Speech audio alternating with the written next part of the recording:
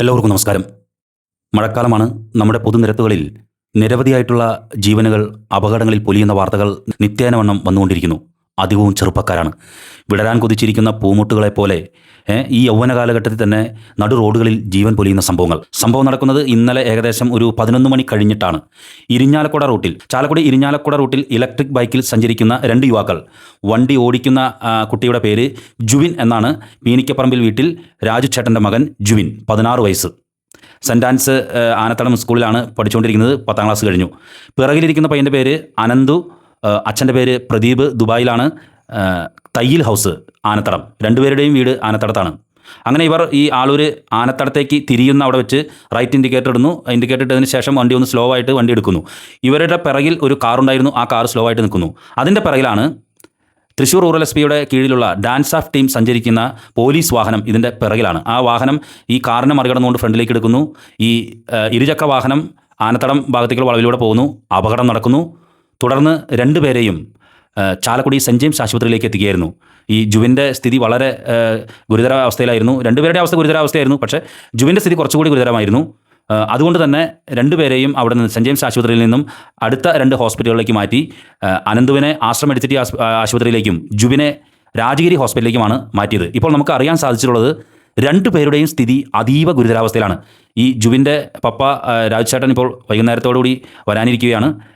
അനന്തുവിൻ്റെയും പപ്പ പ്രദീപ് ദുബായിലാണ്.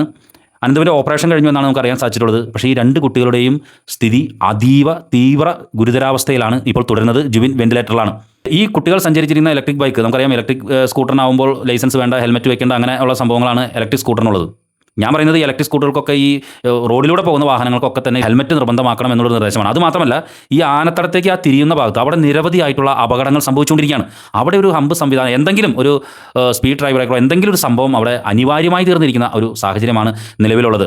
ഈ dance of team സഞ്ചരിച്ചിരുന്ന വാഹനം ഈ മുന്നിലുള്ള കാറിനെ മറികടന്നുകൊണ്ട് ഫ്രണ്ടിലേക്ക് പോകുമ്പോഴാണ് ഈ വാഹനത്തിൽ ഇടിച്ചതെന്നാണ് നമ്മളോട് നേരിട്ട് സംസാരിച്ച ഒരാൾ ഇതുമായി ബന്ധപ്പെട്ട കാര്യങ്ങൾ വ്യക്തമാക്കിയിട്ടുള്ളത്. എന്തു തന്നെയായിരുന്നാലും 2 കുട്ടികളുടെയും സ്ഥിതി അതീവ ഗുരുതരാവസ്ഥയിലാണ് ഇപ്പോൾ കഴിയുന്നത്. നമുക്ക് 2 കുട്ടികൾക്ക് വേണ്ടിയും പ്രാർത്ഥിക്കാം. കാരണം ചെറുപ്രായത്തിൽ തന്നെ ഒരാൾക്ക് 16 വയസ്സ്. ഈ ജുവിൻ എന്ന് പറയുന്ന പയ്യൻ തീരെ ഒരു ചെറിയ പയ്യനാണ്. ഈ അനന്തു നമ്മുടെ ക്രസൻറ്റ് സ്കൂളിൽ പഠിച്ച് പാസ് ഔട്ട് ആയതാണ്. അവിടെ നിന്നും എന്തോ സർട്ടിഫിക്കറ്റുകളോ മറ്റു കാര്യങ്ങളോ മേടിച്ച് തിരിച്ചിങ്ങോട്ട് പോരുകയായിരുന്നു, വീട്ടിലേക്ക് പോരുകയായിരുന്നു. അപ്പോഴാണ് ഈ സംഭവം നടന്നിട്ടുള്ളത്, ഈ അപകടം നടന്നിട്ടുള്ളതെന്നാണ് മനസ്സിലാക്കാൻ സാധിച്ചിട്ടുള്ളത്. അതിനേറെ കാലം ഞാൻ അവിടെ ആളൊരു അന്വേഷിച്ച് കഴിഞ്ഞപ്പോൾ എനിക്ക് അറിയാൻ സാധിച്ച 1-2 വിവരങ്ങൾ, ഈ കുട്ടികളെ ആശുപത്രിയിലേക്ക് എത്തിക്കാൻ വൈകിപ്പോയോ എന്നുള്ളൊരു കാര്യം പറയുന്നുണ്ട്.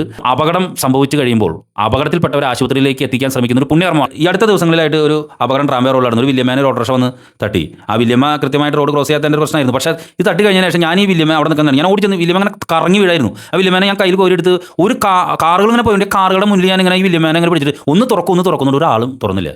ഇവിടെ ഡാൻസ് ഓഫ് ടീമിൻ്റെ വണ്ടിയിൽ കയറ്റി ആശുപത്രിയിലേക്ക് എത്തിച്ചു എന്ന് പറയുന്നു. പക്ഷേ ഈ ജുവിനെ ആശുപത്രിയിലേക്ക് എത്തിക്കാൻ വൈകിയെന്നും പറയുന്നുണ്ട്. തീർച്ചയായിട്ടും അപകടാവസ്ഥയിൽ കിടക്കുന്ന ഒരാളെ ആശുപത്രിയിൽ എത്തിക്കുന്നത് വളരെ പുണ്യപ്പെട്ട കർമ്മമാണ്. എന്തായിരുന്നാലും ഡാൻസ് ഓഫ് ടീം സഞ്ചരിച്ച വാഹനം ഇടിച്ച് ഈ കുട്ടികൾക്ക് പരിക്ക് പറ്റിയിട്ടുണ്ട്. അതീവ ഗുരുതരാവസ്ഥയിലാണ്. ജുവിൻ എന്ന് പറയുന്ന കുട്ടിയുടെ സ്ഥിതി അതീവ ഗുരുതരാവസ്ഥയിലാണ്.